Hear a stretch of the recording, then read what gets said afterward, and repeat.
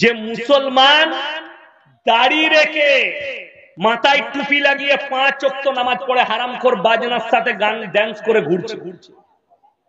আমার বর্ধমানের কথা বলছি, আপনাদের এখানে বাস্তব সত্য কথা বলছি, এটা মিথ্যা নয়। এই মেম্বারে এসে স্টেজে বসে আছি, কোরআন হাদিসের কথা বলছি। মিথ্যা হলে আল্লাহ আমার জুবানকে যেন বন্ধ করে। এই কথাটা মিথ্যা হলে আল্লাহ যেন আমার কিয়ামতের দিনে হিসেব নেয়। আমি মিথ্যা বলিনি, বানানো কথা বলিনি। মুসলমান বুগি বুগি ড্যান্স করছে বিটির বিয়েতে, বেটার বিয়েতে। আমি চ্যালেঞ্জ ছুড়ে বললাম, এই মৌলবীরা বসে আছে, আমি চ্যালেঞ্জ ছুড়ে বলছি, তাদের কখনো নেক সন্তান জন্ম হতেই পারে। সেই সন্তান, সেই বিয়ের সন্তান নেক হবে না যে বিয়েতে হারাম কাজ হয়। 5000 টাকা ভাড়া করে গান বাজনা করছে, অথচ ইমামকে 1000 টাকা দিবে না ইজাব কবুল করানো। এটাই তো সমাজের দূর অবস্থা। আপনি জিজ্ঞেস করুন, রাসূলের জামানায় নিকাহ কোথায় হতো? মসজিদের ভেতরে। কোথায় বললাম? মসজিদের ভেতরে।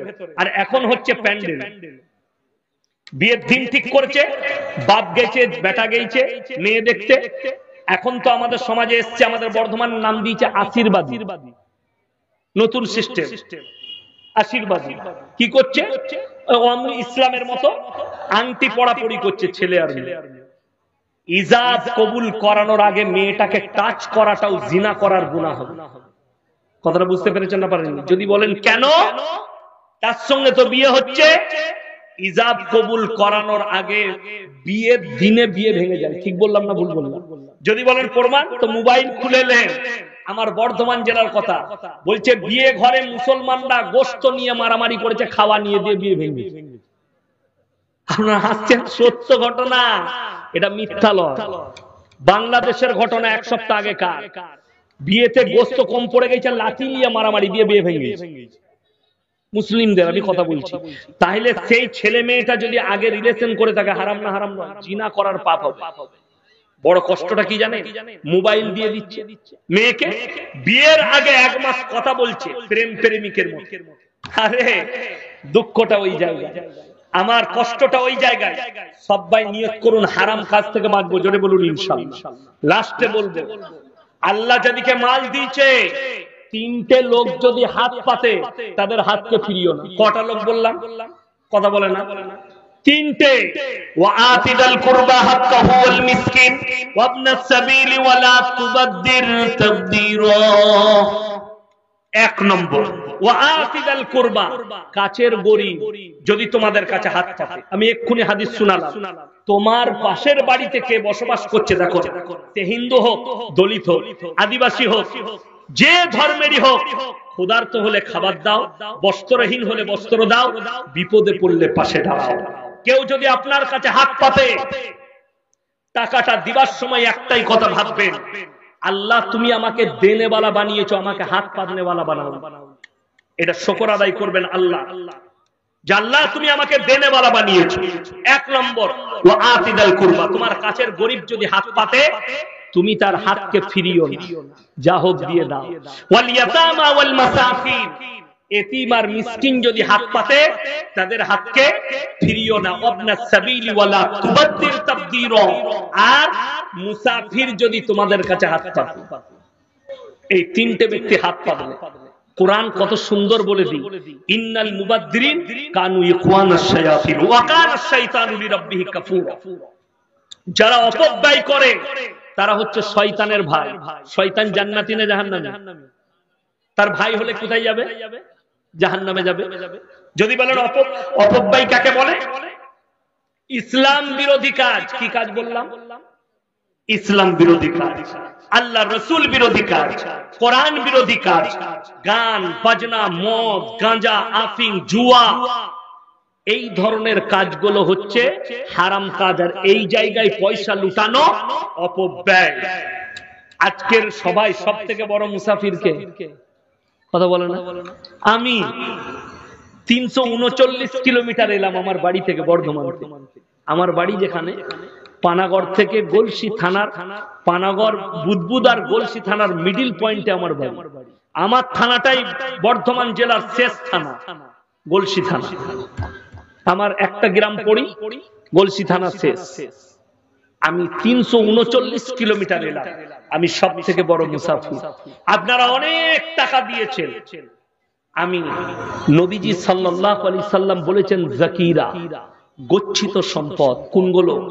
যে টাকাগুলো আল্লাহর রাস্তায় খরচ করবেন, মসজিদে, মাদ্রাসায়, গরিব, এতিম, মিসকিন এদের পেছনে খরচ করবেন। যাকিরা, গচ্ছিত সম্পদ, কিয়ামতের দিনে আল্লাহ এর বদলা দিবেন। জোরে বলুন সুবহানাল্লাহ। আমার ভাই, আপনারা অনেক দিয়েছেন, আমি চাইবো না, আমি খালি বলবো 10 জন আল্লাহর বান্দা 500 করে টাকা আমার হাতে কে কে দিবেন? 10 জন। আমি মুসাফির মানুষ, দোয়া করে যাব, দোয়া দেবো গাড়িতে যেতে যেতে, ফজরের নামাজে দোয়া করবো। আমার ফজর তো রাস্তাতেই হবে, যে আল্লাহ তাআলা বললেন তোমরা হালাল রিজক খাও ওয়া ইউকিমুনাস সালাহ, আমি যে হালাল রিজক দিয়েছি সেখান থেকে তোমরা ব্যয় করবে।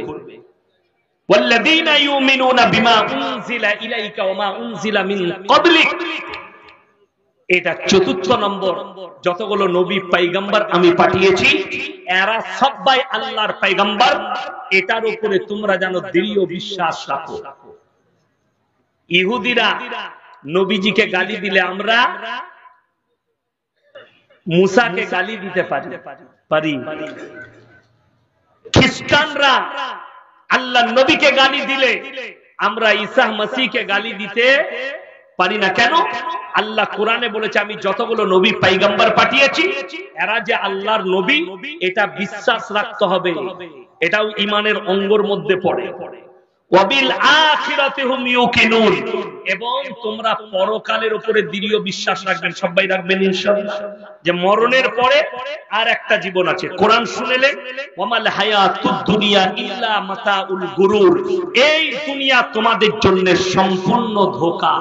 মানুষ ধোঁকার মধ্যে পড়ে আছে। ওয়া ইউকিমুনাস সালাহ ওয়া মিম্মা রাযাকনাহুম ইউনফিকুন ওয়া বিল আখিরাতি হুম ইউকিনুন। সমস্ত পৃথিবীর মানুষকে একদিন বিচারের দিনে যেতে হবে, পরকালে।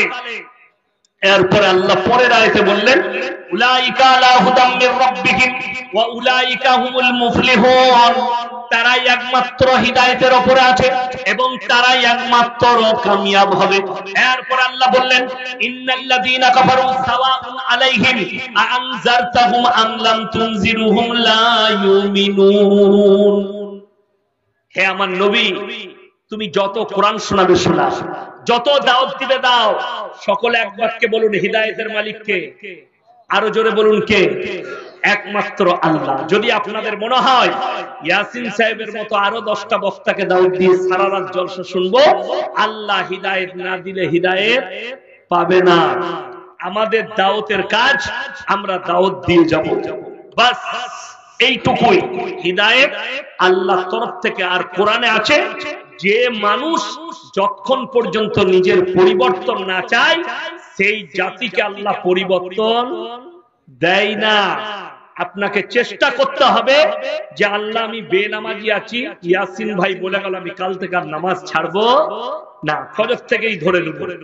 আপনি মনে মনে হচ্ছে আমি সূরা জানি না, দোয়া জানি না, কিচ্ছু জানি না, আপনি ফজর থেকে মাথা ঠুকুন। আচ্ছা, বাংলা বই বেরিয়েছে না বেরোয়নি? নামাজ শিক্ষা বই বেরিয়েছে না বেরোয়নি? বাংলা কোরআন শরীফ আছে না নাই? বাংলা হাদিস আছে না নাই? আরে কিনুন আর পড়ুন, নামাজ শিখে যাবেন। জোরে বলুন সুবহানাল্লাহ। এত সহজ হয়ে গেছে। আপনাকে ইমামের কাছেও যাওয়া লাগবে না, যেটা খটকা লাগবে সেটা আপনি ইমামকে বলবেন এই বইতে এটা লেখা আছে, দেখুন তো এটা ঠিক কিনা। ইমাম সাহেব আপনাকে ক্লিয়ার করে দিবে, আপনি নামাজ শিখে যাবেন। এক সপ্তাহে একটা বোম্বের ছেলে ফোনেতে আমার কাছে নামাজ শিখেছে। কিসে বললাম? ফোনে হোয়াটসঅ্যাপে তাকে দিয়েছি, সে একটা করে মুখস্থ করেছে, আমাকে সেন্ড করেছে, একটা করে মুখস্থ করেছে, সেন্ড করেছে। দোয়া বলেছে এটা করবে ওটা করবে, সব সে শিখে নিয়ে বলছে হুজুর আমি 5 ওয়াক্তের নামাজ ছাড়ি, ফোনেতে শিখে নিয়েছি। তো নিজেকে পরিবর্তনের চেষ্টা করতে হবে। আল্লাহ তাআলা কোরআনে বললেন হে নবী তুমি যত দাওয়াত দিবে দাও, যত কোরআন শোনাবে শোনাও, কিন্তু যারা বেঈমান কাফের নেমো খারাম হবে, যারা মানার নয় তারা মেনে নেবে। আল্লাহ রাসূল বললেন, ওগো আল্লাহ কেন? আল্লাহ পরের আয়াতে বলছেন কি, খাতামাল্লাহু আলা কুলুবিহিম, কুলুব মানে হচ্ছে হৃদয়, তাদের হৃদয়েতে তালা মারা গেছে। তারা এত পাপ করেছে, এত অন্যায় করেছে, তাদের দিলেতে পাথর হয়ে গেছে, তাদের দিলকে আল্লাহ তালা মেরেছে। খাতামাল্লাহু আলা কুলুবিহিম ওয়া আলা সামইহিম, আর তাদের কানেতে মোহর মারা গেছে, তাদের কানে আল্লাহ মোহর মেরে দিয়েছে। খাতামাল্লাহু আলা কুলুবিহিম ওয়া আলা সামইহিম ওয়া আলা আবসারিহিম গিশাওয়া ওয়া লাহুম আযাবুন আযীম, তাদের চোখেতে পর্দা পড়ে গেছে, লজ্জা শরমের মাথা খেয়েছে, তারা আর আল্লাহর রাস্তায় ফিরবে না। এরপরে আরেকটা পয়েন্ট শুনলেন আমার ভাই, ওয়ালাউ আন্নানা নাযালনা ইলাইহিমুল মালায়েকা ওয়া কাল্লামাহুমুল মাউতা ওয়া হাশারনা আলাইহিম কুল্লা শাইইন কুবুলা মা কানু লিউমিনু ইল্লা আন ইয়াশা আল্লাহ ওয়ালাকিন্না আকতারাহুম ইয়াজহালুন। হে আমার বিশ্বনবী বলো, ওয়ালাউ আন্নানা নাযালনা ইলাইহিমুল মালায়েকা, মালায়েকা মানে হচ্ছে ফেরেশতা। মালায়েকা মানে কি? ফেরেশতা। আমি আল্লাহ যদি এদের কাছে ফেরেশতা পাঠাই, ওয়া কাল্লামাহুমুল মাউতা, আর যারা মারা গেছে তারা যদি কবর থেকে উঠে যায় আর বলে আল্লাহ কবরে যা আযাব রেখেছে, আল্লাহ কিয়ামতের দিনে তোমাদের জন্য জাহান্নাম মারাত্মকভাবে প্রস্তুত করেছে, এই ফেরেশতারা যদি বলে, যারা মারা গেছে তোমাদের পূর্বপুরুষ, তারা যদি কবর থেকে উঠে এসে বলে, হে আমার নবী, তারপরেও যারা বেঈমান কাফের হবে, মারার নয়, তারা কখনো মেনে নিবে না। তসলিমা নাসরিনের মতো হারামের আওলাদকে যতই দাওয়াত দাও, দাওয়াত পাবে না, আল্লাহ কবুল করবে না। কেন? তার দিলেতে আল্লাহ মোহর মেরে দিয়েছে। নাজিয়া ইলাই খান এই হারামের আওলাদ আর হিদায়েত পাবে না। কেন? আল্লাহ তার দিলেতে মোহর মেরে দিয়েছে। প্রতিনিয়ত রাসূলকে গান, কোরআনকে গালি, আল্লাহকে গালি, এতে ইসলামের কোনো যায় আসবে না, এটা মাথায় রাখবেন। সবাই নিয়ত করুন, আজ থেকে আমরা কেউ নামাজ ছাড়বো না। জোরে বলুন না ইনশাআল্লাহ। নিজের পরিবারকে নামাজের দাওয়াত দেন, নিজের পরিবারের কাছে নামাজ নিয়ে আসুন। আজকে আপনার বাড়িতে বরকত নেই কেন? আপনার বাড়িতে নামাজ নেই। আল্লাহ রাসূল সাল্লাল্লাহু আলাইহি সাল্লাম হাদিস বর্ণনা করেছে, যারা 5 ওয়াক্তের নামাজি হবে আল্লাহ তাদের রুজিতে কোনোদিন কমি দিবেন না। আল্লাহ রাসূলের হাদিস, যারা আল্লাহর রাস্তায়, যারা দ্বীনের পথে থাকবে, আল্লাহ তাআলা মৃত্যুকাল পর্যন্ত তাদেরকে ইজ্জতের রুজি দান করবেন। আমার ভাই, আপনি 5 ওয়াক্তের নামাজি হন, আল্লাহ আপনার মৃত্যুকাল পর্যন্ত অভাব দিবে না, ইজ্জতের রুজি দেবেন। আল্লাহর যতগুলো আযাব আছে সব থেকে মারাত্মক আযাব হচ্ছে অভাব। যদি বলেন এটা বুঝবো কি করে, শুনেলেন, আং সান সুকি সরকার মায়ানমারে রোহিঙ্গা মুসলিমদের উপরে অত্যাচারের বুলডোজার চালিয়েছে, বহু রোহিঙ্গা মুসলিমকে হত্যা করেছে এবং বহু মুসলিম বাংলাদেশে পালিয়ে এসেছে সপরিবারে। তারা আশ্রয় শিবিরে আশ্রয় নিয়েছে। একটা মিডিয়ার সামনে তারা রোহিঙ্গাদের কয়েকটা মেয়ে মুখ ঢাকা দিয়ে বলছে, আমরা অভাবের জ্বালায়, আমরা পেটের জ্বালায়, আমরা দেহ ব্যবসা পর্যন্ত করেছি। এত অভাব, এত মারাত্মক আযাব। শুধু তাই নয়, গাজায়, ফিলিস্তিনে হাজার হাজার শিশু মারা গেছে, ৭৫,০০০ মানুষ মারা গেছে, একজনের পরিবারে সব মারা গেছে।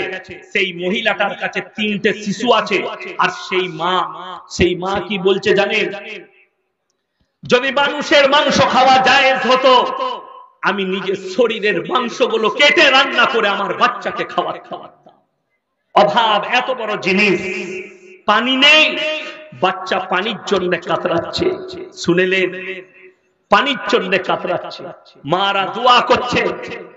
ইসরায়েলের মতো হারামের আওলাদরা পানির পাইপ পর্যন্ত বন্ধ করে দিয়েছে, পানির ব্যবস্থা পর্যন্ত বন্ধ করে দিয়েছে। আল্লাহ এত বড় কুদরতওয়ালা, মাজলুমের দোয়াকে আল্লাহ কবুল করেছে। গত 1 সপ্তাহ আগে মুষলধারার বৃষ্টি, এত বৃষ্টি হয়েছে যে আল্লাহ পানি জমিয়েছে, গাজার মানুষের আর পানির অভাব হয়নি। জোরে বলুন সুবহানাল্লাহ। অভাব আল্লাহর মারাত্মক। 1 বছর আগে তুরস্কে ভূমিকম্প, 1 একটা মানুষ 10 মিনিট আগে ভূমিকম্পে কয়েকশো মিলিয়ন ডলারের মালিক, কয়েকটা বিল্ডিং এর মালিক, কিন্তু যখনই ধ্বংস স্তূপ হয়ে গেল ভূমিকম্পে, সেই লোকটার পরিবারে 5 জন বেঁচে গেছে। সেই করোড়পতি লোকটার কাছে এমন পয়সা নাই যে 2টো রুটি কিনে খাবে। সেই মানুষটা 5টা রুটির জন্য অভাবের লাইনে দাঁড়িয়েছে। তার নাম আল্লাহ। জেনে রেখে দিবেন, আপনি ডাল দিয়ে ভাত খাচ্ছেন, বাড়িতে আলু সানার ডাল দিয়ে ভাত খেয়েছেন, আল্লাহ শুকর আদায় করুন, আল্লাহ তুমি হালাল রুজি দিয়েছো। অভাব যাদের কাছে আছে তাদেরকে জিজ্ঞেস করো অভাব আল্লাহর কত বড় আযাব। যাদের কাছে খাবার নেই তাদেরকে জিজ্ঞেস করো। আমার একজন উস্তাদে মাহতারাম উত্তরপ্রদেশের, তিনি म्यांमार কয়েকবার সফর করেছেন। আমি জিজ্ঞেস করলাম, হযরত आप तो म्यांमार गए हैं, रोहिंग्या वालों के साथ ऐसे हालत कैसे हुई? তিনি কি বললেন জানেন উত্তরে? বললেন, मैं कई मरतबा सफर किया, वहां पर मदरसा भी एक है था, और मैंने जब गया तो उन लोगों से पूछा कि उनका हालत ऐसे थे कि वो ना नमाज पढ़ते थे, ना रोजा रखते थे, दारू पीते थे, उनका चलना फिरना जंगली की तरह था, जंगल के लोगों की तरह था। इसीलिए अल्लाह का अजाब आई। আমি যখন গুজরাটে পড়াশোনা করি, গুজরাটের কচবুজ বলে একটা জায়গায় ভূমিকম্প হয়েছিল। যদিও তারিখটা আমার মনে নেই, ইউটিউবে সার্চ করলে পাবেন কচবুজের ভূমিকম্প। আমি তখন স্টুডেন্ট, ওই কচবুজে ওইখানে পড়ি, গুজরাটের সুরাটে কাফলেতা মাদ্রাসা জামিয়াতুল কিরাত কাফলেতায় আমার উস্তাদে মাহতারাম কারি ইসমাইল বিসমিল্লাহ, আমি তিনার মাদ্রাসায় পড়েছি গুজরাটে। যখন ওই কচবুজে দিনটা ছিল শুক্রবার, ফজরের পরে ময়দানে ক্রিকেট খেলছি, পুরো বিল্ডিং সাপের মতো লাগছে, আমরা মাথা ঘুরে পড়ে গেলাম। কয়েক মিনিটের পরে খবর আসছে পুরো কচবুজ ধ্বংস হয়ে গেছে। খবর নেওয়া হলো যে কচবুজে আল্লাহ এত বড় ভূমিকম্প দিলেন, 3 তলা বিল্ডিং মাটির নিচে, পাশে মসজিদ আল্লাহর ঘর দাঁড়িয়ে আছে, কিচ্ছু হয়নি। বিল্ডিং গুলো চলে গেছে, মানুষ চলে গেছে গজে তলা দিয়ে ধসে, কিন্তু আল্লাহর ঘর মসজিদ দাঁড়িয়েছে। সেখানে যে মানুষগুলো বেঁচে গেছে তারা একটাই কথা বলেছে, এইখানে মসজিদের বাইরে মানুষ মসজিদের নামাজ পড়তই না, দেয়ালে ঠেস দিয়ে মদ পান করেছে, মসজিদে ছাগল বেঁধে দিত মসজিদের পিঠে, মসজিদের কাছে গোবর ফেলাতো, এরা মসজিদের আহমিয়ত করেনি, এরা জীবনে মসজিদে প্রবেশ করতো না, ইমাম একা নামাজ পড়তো, কোন মসজিদে ইমাম থাকতো না।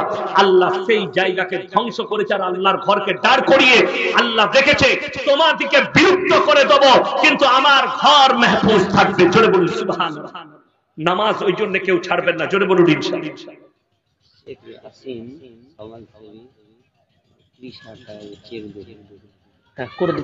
ইনশাআল্লাহ এক্ষুনি ভাই দেখুন, শেখ ইয়াসিন আমার নামেই নাম, সমাজসেবী, উনি 30,000 টাকার চেক দিয়েছে। কি বুঝলেন? আল্লাহ তাআলা উনার হায়াতে বরকত দেখ, বলুন আমিন। আল্লাহ তাআলা উনাকে জাযায়ে খায়ের দান করুন। উনার পরিবারের পূর্বপুরুষ যিনারা চলে গেছেন, আল্লাহ তুমি তাদের সকলকে জান্নাতবাসী করো, তাদের কবরের দিকে জান্নাতুল ফিরদৌসের দরজা খুলে দাও। আল্লাহ এই ভাইয়ের কারোবারে বরকত দাও, রুজি রোজগারে বরকত দাও। আল্লাহ তাআলা উনার সম্মানকে আল্লাহ বৃদ্ধি করে দাও, বলুন আমিন। আল্লাহর ঘরে দান করেছে, আল্লাহ তুমি ওই ভাই ইয়াসিন ভাইয়ের দিকে তোমার রহমতের হাত বাড়িয়ে দাও, বলুন আমিন। আমার ভাই, দোয়া তো আমার দিল থেকে বেরিয়ে গেছে, আর আমার নামে নাম যখন দোয়া সব জায়গাতেই হবে ইনশাআল্লাহ। কথাটা বুঝতে পারেন? মনে থাকবে, শেষ বক্তার হাতে আমার হাতে 30,000 টাকা দিয়েছিল। আমি কালকের জলসাতেও বলতে পারবো যে আমার হাতে 30,000 দিয়েছিল। আমার প্রত্যেকটা ভাইকে বলছি, নামাজ কেউ ছাড়বেন না, বলুন ইনশাআল্লাহ। আল্লাহ যদি আগামীতে এই গ্রামে কোনোদিন আমাকে আনায়, আমি যেন দেখতে পাই মসজিদ ভর্তি মুসল্লি আছে, আমার মনটা ভরে যাবে। আপনাদের লেগে আরো দোয়া বের হবে। মসজিদটা সুন্দর চকচকে করা বড় জিনিস নয়, এসি লাগানো বড় জিনিস নয়। মুসান্নাফ ইবনে আবু শাইবার হাদিস শুনেলেন, আপনার চোখ দিয়ে পানি আসবে। রাসূল সাল্লাল্লাহু আলাইহি সাল্লাম হাদিস বললেন, হে আমার সাহাবীরা শোনো, মুসান্নাফ ইবনে আবু শাইবার হাদিস, কিয়ামতের পূর্বে মসজিদগুলো মুসল্লিতে ভরে যাবে। সাহাবীরা বললেন, ইয়া রাসূলুল্লাহ, সেই মুসল্লিগুলো কেমন হবে? নবীজি বললেন, তারা হবে সুদখোর মুসল্লি, বড় বড় অট্টালিকা বাড়ি বানাবে, শপিং মল বানাবে, কিন্তু ঈমানদার কেউ থাকবে না। আজকে সময় আছে, আপনার ঈমানকে বাঁচান, মসজিদে গিয়ে মাথা ঠুকুন, আল্লাহর কাছে ভালো মন্দ চান, নিজেকে শিরক থেকে বাঁচান, বিবিদিকে পর্দায় নিয়ে আসুন, স্ত্রীকে পর্দায় নিয়ে আসুন, সন্তানকে দ্বীনি শিক্ষা দেন। এই একটা মোবাইল 15,000 টাকা দাম, ঠিক বললাম না ভুল বললাম?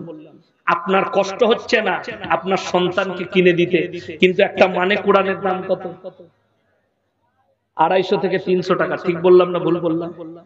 আপনি আপনার মেয়েকে 250 টাকা দামি একটা কোরআন কিনে দিতে পারলেন, স্কুল থেকে এসে তুমি এই মানে কোরআনটা পড়বে। আপনি বুখারী শরীফ বাংলাটা এনে দিতে পারলেন না, হে আমার মা, স্কুল থেকে এসে এই বুখারী শরীফটা পড়বে, তার মধ্যে তারবিয়াত আসবে, তার মধ্যে দ্বীনি কালচার আসবে।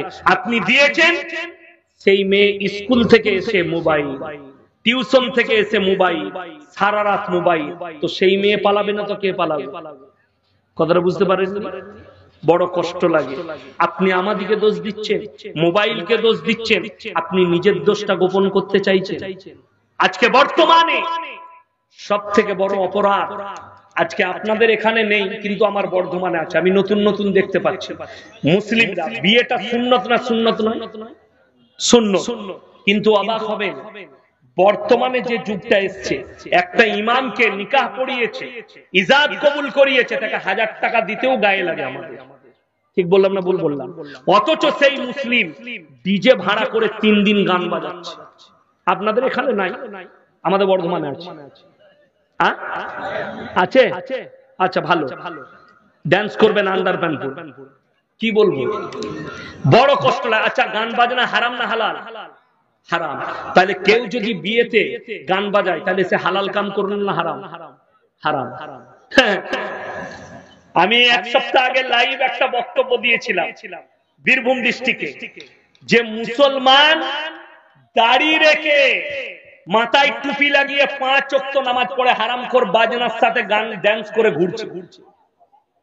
আমার বর্ধমানের কথা বলছি, আপনাদের এখানে বাস্তব সত্য কথা বলছি, এটা মিথ্যা নয়। এই মেম্বারে এসে স্টেজে বসে আছি, কোরআন হাদিসের কথা বলছি। মিথ্যা হলে আল্লাহ আমার জুবানকে যেন বন্ধ করে। এই কথাটা মিথ্যা হলে আল্লাহ যেন আমার কিয়ামতের দিনে হিসেব নাই। আমি মিথ্যা বলিনি, বানানো কথা বলিনি। মুসলমান বুগি বুগি ড্যান্স করছে বিটির বিয়েতে, বেটার বিয়েতে। আমি চ্যালেঞ্জ ছুড়ে বললাম, এই মৌলবীরা বসে আছে, আমি চ্যালেঞ্জ ছুড়ে বলছি, তাদের কখনো নেক সন্তান জন্ম হতেই পারে, সেই সন্তান, সেই বিয়ের সন্তান নেক হবে না যে বিয়েতে হারাম কাজ হয়। 5000 টাকা ভাড়া করে গান বাজনা করছে, অথচ ইমামকে 1000 টাকা দিবে না ইজাব কবুল করানো। এটাই তো সমাজের দূর অবস্থা। আপনি জিজ্ঞেস করুন, রাসূলের জামানায় নিকাহ কোথায় হতো? মসজিদের ভেতরে। কোথায় বললাম? মসজিদের ভেতরে। আর এখন হচ্ছে প্যান্ডেল। বিয়ের দিন ঠিক করেছে, বাপ গেছে, বেটা গেছে মেয়ে দেখতে। এখন তো আমাদের সমাজে এসছে, আমাদের বর্ধমান নাম দিয়েছে আশীর্বাদী, নতুন সিস্টেম। আশীর্বাদী কি করছে? ইসলামের মতো আংটি পড়াপড়ি করছে ছেলে আর মেয়ে। ইজাব কবুল করানোর আগে মেয়েটাকে টাচ করাটাও জিনা করার গুনাহ হবে। কথাটা বুঝতে পেরেছেন না পারেন? যদি বলেন কেন, তার সঙ্গে তো বিয়ে হচ্ছে। ইজাব কবুল করানোর আগে বিয়ের দিনে বিয়ে ভেঙে যায়, ঠিক বললাম না ভুল বললাম? যদি বলেন প্রমাণ, তো মোবাইল খুলে নেন। আমার বর্ধমান জেলার কথা বলছে, বিয়ে ঘরে মুসলমানরা গোশত নিয়ে মারামারি করেছে, খাওয়া নিয়ে দিয়ে বিয়ে ভেঙে। আপনারা হাসছেন, সত্য ঘটনা, এটা মিথ্যা নয়। বাংলাদেশের ঘটনা 1 সপ্তাহ আগে কার বিয়েতে গোশত কম পড়ে গেছে, লাঠি নিয়ে মারামারি দিয়ে বিয়ে ভেঙে গেছে মুসলিমদের, আমি কথা বলছি। তাহলে সেই ছেলে মেয়েটা যদি আগে রিলেশন করে থাকে, হারাম না হারাম নয়? জিনা করার পাপ হবে। বড় কষ্টটা কি জানেন? মোবাইল দিয়ে দিচ্ছে মেয়েকে, বিয়ের আগে 1 মাস কথা বলছে প্রেম প্রেমিকের মতো। আরে দুঃখটা ওই জায়গায়, আমার কষ্টটা ওই জায়গায়। সবাই নিয়ত করুন হারাম কাজ থেকে বাঁচবো, জোরে বলুন ইনশাআল্লাহ। লাস্টে বলবো, আল্লাহ যাদেরকে মাল দিয়েছে, 3টে লোক যদি হাত পাতে, তাদের হাতকে ফিরিও না। কটা লোক বললাম? কথা বলে না? তিনটে, ওয়াআতিদাল কুরবা হাক্কাহু ওয়াল মিসকিন ওয়াবনাস সাবিলি ওয়ালা তুবাদদির তাবদীরা।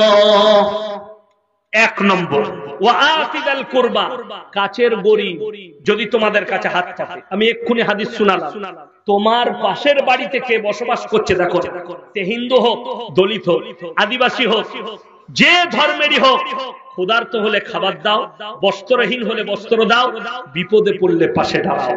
কেউ যদি আপনার কাছে হাত পাতে, টাকাটা দিবার সময় একটাই কথা ভাববেন, আল্লাহ তুমি আমাকে দেনেওয়ালা বানিয়েছো, আমাকে হাত পাতনেওয়ালা বানাও। এটা শুকর আদায় করবেন আল্লাহ, যে আল্লাহ তুমি আমাকে দেনেওয়ালা বানিয়েছো। এক নম্বর, ওয়াআতিদাল কুরবা, তোমার কাছের গরীব যদি হাত পাতে, তুমি তার হাতকে ফিরিও না, যা হোক দিয়ে দাও।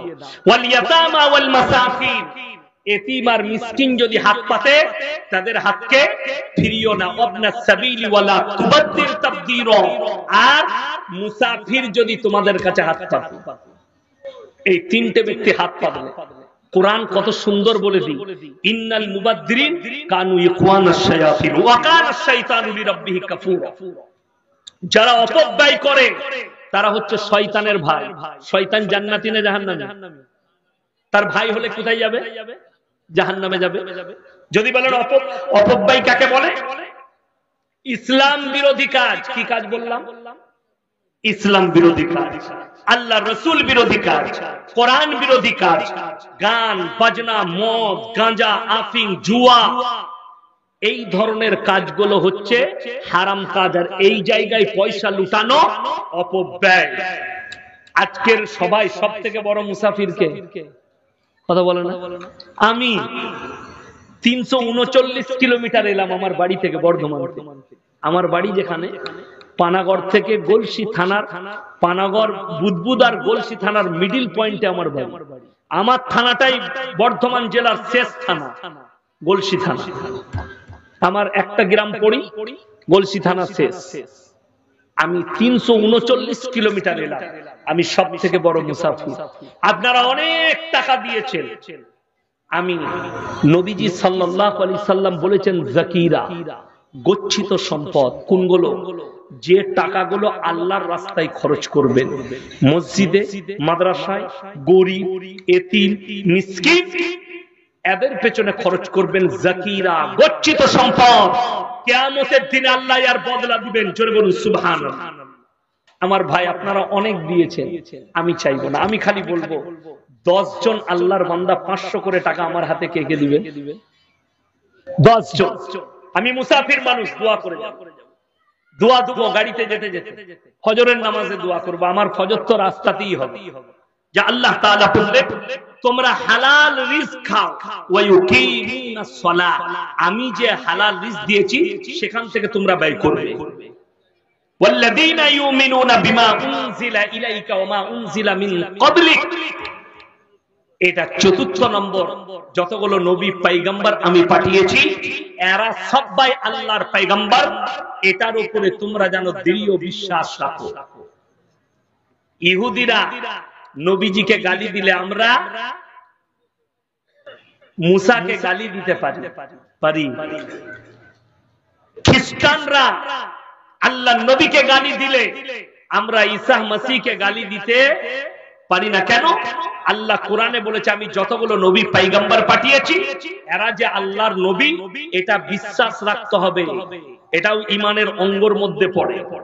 ওয়াবিল আখিরাতি হুম ইউকিনুন, এবং তোমরা পরকালের উপরে দৃঢ় বিশ্বাস রাখবেন। সবাই রাখবেন ইনশাআল্লাহ, যে মরণের পরে আর একটা জীবন আছে। কোরআন শুনলেন, ওয়ামাল হায়াতুদ দুনিয়া ইল্লা মাতাউল গুরুর, এই দুনিয়া তোমাদের জন্য সম্পূর্ণ ধোঁকা। মানুষ ধোঁকার মধ্যে পড়ে আছে। ওয়া ইউকিমুনাস সালাহ ওয়া মিম্মা রাযাকনাহুম ইউনফিকুন ওয়া বিল আখিরাতি হুম ইউকিনুন। সমস্ত পৃথিবীর মানুষকে একদিন বিচারের দিনে যেতে হবে, পরকালে। এরপরে আল্লাহ পরের আয়াতে বললেন, উলাইকা আলা হুদাম মির রাব্বিহিম ওয়া উলাইকা হুমুল মুফলিহুন, তারাই একমাত্র হিদায়াতের উপরে আছে এবং তারাই একমাত্র কামিয়াব হবে। এরপর আল্লাহ বললেন, ইন্নাল্লাযীনা কাফারু সাওয়াউন আলাইহিম আনজারতাহুম আম লাম তুনজিরুহুম লা ইউমিনুন। হে আমার নবী, তুমি যত কোরআন শোনাবে শোনা, যত দাওয়াত দিবে দাও, সকলে এক বাক্যে বলুন হিদায়েতের মালিক কে? আরো জোরে বলুন কে?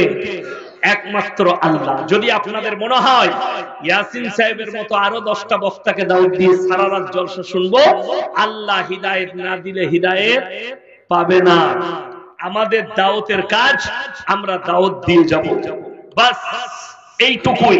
হিদায়েত আল্লাহর তরফ থেকে। আর কোরআনে আছে, যে মানুষ যতক্ষণ পর্যন্ত নিজের পরিবর্তন না চায়, সেই জাতিকে আল্লাহ পরিবর্তন দেয় না।